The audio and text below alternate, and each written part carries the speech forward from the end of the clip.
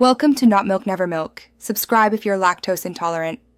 You start by using an administrator account. This gives you permission to remove protected files. Open an elevated command prompt or PowerShell now, then stop the Windows Update service and bits with netstop commands.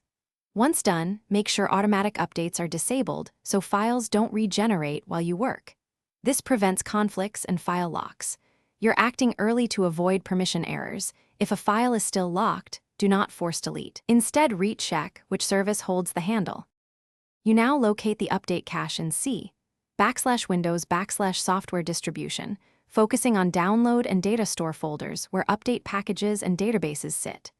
Use File Explorer to delete folder contents, or run del/f/s/q from an elevated CMD to force remove files. Once deleted, clear the update cache and empty the recycle bin to free space and prevent partial restores. Make sure not to delete unrelated system folders.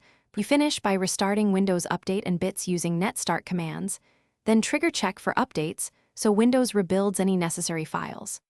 Once done, run sfc/scano and dism/online/cleanupimage/restore health to repair corrupted system components that might prevent updates.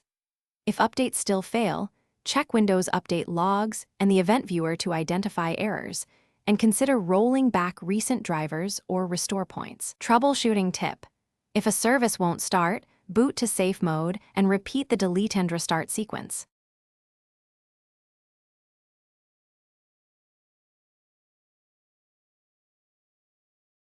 Thanks for watching. If this was helpful, leave a like and consider subscribing. See you next time.